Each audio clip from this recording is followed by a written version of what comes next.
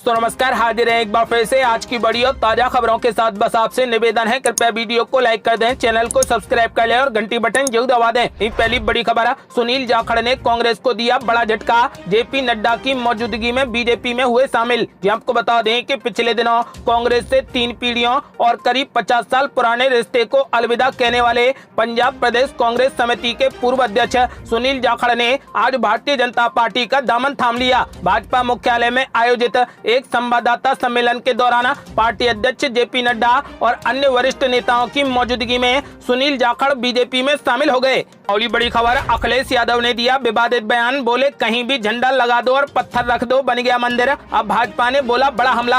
आपको बता दें कि बनारस की ज्ञानवापी मस्जिद और मथुरा में श्री कृष्ण जन्मभूमि केस को लेकर जारी कानूनी लड़ाई के बीच सपा प्रमुख अखिलेश यादव के विवादित बयान सामने आए हैं, जिनके बयानों से अब सियासत ज्यादा गर्मा गई है। अखिलेश यादव के इस बयान कि कहीं भी पीपल के पेड़ के नीचे पत्थर रख दो, लाल झंडा रख दो, वही मंदिर बन गया। इस पर भाजपा ने कड़ी आपत्ति जताई है। भाजपा प्रवक्ता शहजाद पूनावाला ने कहा कि अखिलेश यादव ने विवादित बातें कहकर हिंदू आस्था का मजाक उड़ाया है। भाजपा नेता ने कहा कि ये वही अखिलेश यादव हैं जिनकी राजनीति निर्दोष राम भक्तों पर गोलियां चलवाने वाली पार्टी पर आधारित है। अखिलेश यादव ने हिंदू साधु संतों को चिलमची भी कहा था। उनकी विचारधारा कांग्रेस से मेल खाती है, जिसने भगवान राम का अस्तित्व मानने से ही इनकार कर दिया था। पूनावाला ने कहा कि कांग्रेस के साथ मिलकर सपा 70 साल तक राम मंदिर का विरोध करती रही। ये वोट बैंक की राजनीति के लिए ऐसे बयान देते रहते हैं। कांग्रेस ने राम सेतु को नष्ट करने की साजिश रची थी।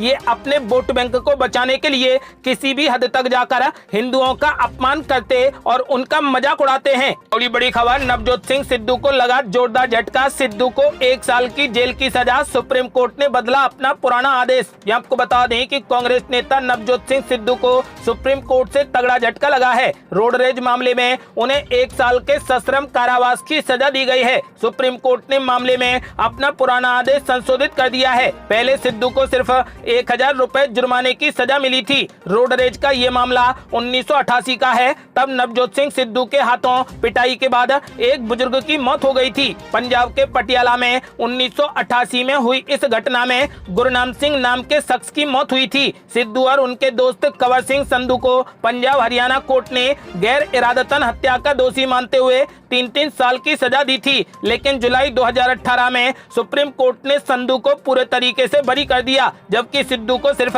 मारपीट का दोषी माना और सिर्फ 1000 रुपए जुर्माने की सजा दी। आपको बता दें कि अब सुप्रीम कोर्ट ने अपना फैसला बदल दिया है और नवजोत सिंह सिद्धू को 1 साल की कैद की सजा सुना दी है। अगली बड़ी खबर, ज्ञानवापी मस्जिद में हिंदू धर्म के प्रतीक मिलने के संकेत, मुस्लिम पक्ष से नहीं मिला सहयोग, पूर्व कमिश्नर अजय मिश्रा ने कोर्ट को सौंपी सर्वे रिपोर्ट। आपको बता दें कि वाराणसी की ज्ञानवापी मस्जिद में अजय मिश्रा की तरफ से 6 और 7 मई को कोर्ट के आदेश पर जो सर्वे किया गया है, उसकी रिपोर्ट शाम को पूर्व कमिश्नर ने सौंप दी है। 2 पन्ने की इस रिपोर्ट में उन्होंने हिंदू धर्म के प्रतीक और अवशेषों को मिलने का जिक्र किया, तो वहीं उन्होंने कहा कि प्रशासन और मुस्लिम पक्ष से सहयोग नहीं मिल पाया। सूत्रों से मिली जानकारी के मुताबिक मिश्रा ने अपने सर्वे रिपोर्ट में हिंदू धर्म से जुड़े प्रतीक और मूर्तियों के अवशेष होने के सबूत दिए हैं। कोर्ट कमिश्नर के पद से हटाए गए अजय मिश्रा ने अपनी वाराणसी जिला अदालत में अपनी सर्वे रिपोर्ट सौंप दी है। सिविल जज रवि दिवाकर ने सबसे पहले उन्हें ही कमिश्नर बनाया था। उनकी देखरेख में 6 और 7 मई को ज्ञानवापी मस्जिद का सर्वे हुआ था। मुस्लिम पक्ष ने उनका विरोध किया था, जिस कारण अजय मिश्रा के कोर्ट कमिश्नर रहते हुए सर्वे का काम ठीक से नहीं हो पाया था। तहखाने का ताला भी नहीं खुल पाया था। अजय मिश्रा ने अपनी सर्वे रिपोर्ट खाता रंग के सीवरेज लिफाफे में वाराणसी की अदालत को सौंप दी है। उनके समय में हुई वीडियोग्राफी और फोटोग्राफी पहले से ट्रेजरी के लॉकर में रखी हुई है। सूत्रों से मिली जानकारी के मुताबिक अजय मिश्रा ने अपने सर्वे रिपोर्ट में हिंदू धर्म से जुड़े प्रतीक और मूर्तियों के अवशेष होने के सबूत दिए हैं। और बड़ी खबर, ज्ञानवापी मस्जिद के सर्वे पर फिर से भड़के असदुद्दीन ओवैसी, बोले दंगे वाले दशक में वापस ले जाना चाहती है भाजपा। ये आपको बता दें कि ज्ञानवापी मस्जिद विवाद को लेकर भारतीय जनता पार्टी की आलोचना करते हुए AIMIM के प्रमुख असदुद्दीन ओवैसी ने कहा कि केंद्र की सत्ताधारी पार्टी देश को 1990 के दशक में वापस ले जाना चाहती है। जब दंगे हुए थे, AIMIM के प्रमुख ओवैसी ने वाराणसी की अदालत के उस आदेश को भी निशाने पर लिया जिसमें ज्ञानवापी मस्जिद के उस क्षेत्र को सील करने का निर्देश दिया गया था जहां पर हिंदू पक्ष ने सर्वेक्षण के दौरान शिवलिंग पाए जाने का दावा किया था। ओवैसी ने कहा कि अदालत का आदेश पूरे तरीके से गलत है। आपको बता दें कि न्यूज एजेंसी ANI से बात करते हुए असदुद्दीन ओवैसी ने कहा कि सुप्रीम कोर्ट के आदेश में कहा गया है कि मुसलमानों को धार्मिक पालन की अनुमति है, जिसका मतलब है कि हम वहां पर वजू कर सकते हैं। आपको बता दें कि उन्होंने साफ कर दिया है कि बीजेपी दंगे वाले दशक में वापस देश को ले जाना चाहती है। अगली बड़ी खबर, भाजपा के मिशन गुजरात को और मजबूत करेगा, हार्दिक पटेल का इस्तीफा, देर सवेर बीजेपी में होंगे शामिल। ये आपको बता दें कि गुजरात में 2015 में पाटीदार आरक्षण आंदोलन के चेहरा रहे हार्दिक पटेल का नया सियासी कार्ड भाजपा के लिए काफी मुफीद हो सकता है। गुजरात में विधानसभा चुनाव के ठीक पहले हार्दिक पटेल का कांग्रेस को छोड़ना और भाजपा के मुद्दों के समर्थन में दिखना राज्य की राजनीति में एक बड़ा बदलाव ला सकता है। वो देर सवेर भाजपा में भी शामिल हो सकते हैं क्योंकि उनकी भाजपा नेताओं से पर्दे के पीछे मुलाकातें होती रही हैं। मोदी और शाह का जलवा गुजरात से ही जाना जाता है। इस राज्य में जितनी बड़ी जीत होगी, राजनीतिक स्थिति संदेश उतना ज्यादा बढ़ा जाएगा। गुजरात में आम आदमी पार्टी की दस्तक को देखते हुए भाजपा सतर्क है। आम आदमी पार्टी भी राज्य के पाटीदार समुदाय को लुभाने की पूरी कोशिश में जुटी है। पिछली बार भाजपा ने सूरत को साधकर अपनी सरकार बरकरार रखी थी। अब सौराष्ट्र और खासकर राजकोट के पाटीदार समाज को पूरे तरीके से अपने साथ लाना चाहती है। सूत्रों के अनुसार हार्दिक पटेल ने पिछले दिनों भाजपा के महामंत्री संगठन BL संतोष के साथ में मुलाकात की थी। माना जा रहा है कि प्रधानमंत्री नरेंद्र मोदी और गृह मंत्री अमित शाह की भी सहमति इस रणनीति में शामिल है। भाजपा ने अभी इस बारे में कोई भी टिप्पणी नहीं की है, लेकिन गुजरात की चुनावी रणनीति देखते हुए भाजपा इस बार पूरी तैयारी से चुनाव मैदान में दिखेगी। इसकी शुरुआत उसने साल भर पहले ही कर दी थी जब राज्य में मुख्यमंत्री समेत पूरे मंत्रिमंडल को ही बदल दिया था। आपको बता दें कि फिलहाल हार्दिक पटेल ने कांग्रेस को झटका देते हुए इस्तीफा दे दिया है और अब चर्चा है कि वो जल्द ही बीजेपी में शामिल होंगे। अगली बड़ी खबर, बीजेपी के राष्ट्रीय अध्यक्ष JP नड्डा ने कांग्रेस पर बोला बड़ा हमला, कहा कांग्रेस अब भाई बहन की पार्टी बनकर रह गई है। ये आपको बता दें कि भारतीय जनता पार्टी के अध्यक्ष JP नड्डा ने कहा कि क्षेत्रीय राजनीतिक दलों में विचारधारा, किनारे और परिवार सामने आ गए हैं, जबकि प्रमुख विपक्षी पार्टी कांग्रेस भी अब ना तो राष्ट्रीय, ना ही भारतीय और ना ही प्रजातांत्रिक रह गई है। लोकतांत्रिक शासन के लिए वंशवादी राजनीतिक दलों के खतरे पर यहां आयोजित एक राष्ट्रीय संगोष्ठी को संबोधित कर रहे JP नड्डा ने आरोप लगाया कि कांग्रेस अब मात्र भाई बहन की पार्टी बनकर रह गई है। अगली बड़ी खबर, महाराष्ट्र नवनिर्माण सेना की धमकी से डरी उद्धव सरकार औरंगजेब के मकबरे को 5 दिनों तक बंद रखने का लिया फैसला।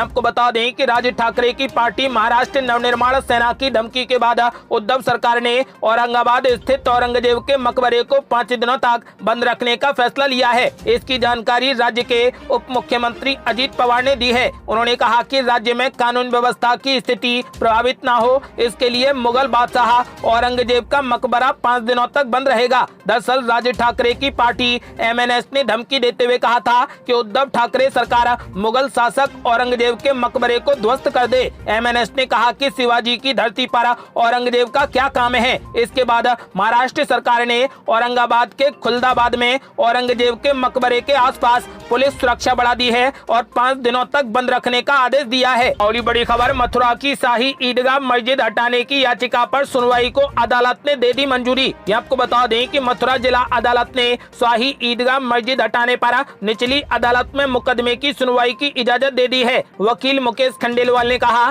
कि वादी ने निचली अदालत में मुकदमा दायर किया था और देखा था कि वादी को मुकदमा करने का अधिकार नहीं है। मथुरा जिला अदालत के सामने पुनर्विचार की याचिका दायर की गई थी। कोर्ट ने अब कहा कि निचली अदालत का आदेश गलत है और इस पर रोक लगा दी है। आपको बता दें कि फिलहाल मथुरा की शाही ईदगाह मस्जिद हटाने की याचिका पर अब अदालत ने सुनवाई की मंजूरी दे दी है। अगली बड़ी खबर, 2 साल के बाद जेल से बाहर आएंगे आजम खान, सुप्रीम कोर्ट ने दी अंतरिम जमानत। आपको बता दें कि समाजवादी पार्टी के नेता आजम खान को सुप्रीम कोर्ट ने अंतरिम जमानत दे दी है। इससे 2 साल से जेल में बंद आजम खान के बाहर आने का रास्ता साफ हो गया है। सुप्रीम कोर्ट ने कहा कि आजम खान अपने खिलाफ लंबित मामले में निचली अदालत में 2 हफ्ते में नियमित जमानत अर्जी दाखिल करें। नियमित जमानत मिलने तक अंतरिम जमानत जारी रहेगी। पिछले हफ्ते कोर्ट ने कहा था कि आजम खान को एक मामले में बेल मिलते ही नया केस दर्ज हो जाता है। इसके जवाब में यूपी सरकार ने कहा था कि आजम खान आदतन अपराधी और भूमाफिया हैं। आजम खान के वकील कपिल सिब्बल ने इसका विरोध करते हुए कहा कि इस तरीके के किसी को लगातार जेल में रखना क्रूरता है। सुप्रीम कोर्ट उनके मुवक्किल को अंतरिम जमानत दे। आपको बता दें कि फिलहाल सुप्रीम कोर्ट ने आजम खान को अंतरिम जमानत दे दी है और जल्द ही आजम खान जेल से बाहर आने वाले हैं। और ये बड़ी खबर, ज्ञानवापी के बाद अब देश की विवादित मस्जिदों की पैरवी खुद करेगा मुस्लिम पर्सनल लॉ बोर्ड, बनाई लीगल कमेटी। आपको बता दें कि ज्ञानवापी मस्जिद मामले को लेकर विवाद थमने का नाम नहीं ले रहा। रोज मस्जिद में हुए सर्वे को लेकर कई दावे सामने आ रहे हैं, जिसके बाद अब इस मामले में all India Muslim personal law board भी खुलकर सामने आ चुका है। बोर्ड का कहना है कि वो ज्ञानवापी मामले में अपनी पूरी मदद मुस्लिम पक्ष को देगा। साथ ही देश की सभी विवादित मस्जिदों की पैरवी भी वो खुद करेगा। मुस्लिम पर्सनल बोर्ड ने तय किया है कि वो ऐसी सभी विवादित मस्जिदों के मामले में हस्तक्षेप करेगा और जरूरत पड़ने पर पक्ष को हर तरीके की कानूनी मदद दी जाएगी, जिसके लिए बोर्ड की तरफ से एक लीगल कमेटी भी बनाई गई है जो ऐसे तमाम मामलों पर नजर रखेगी।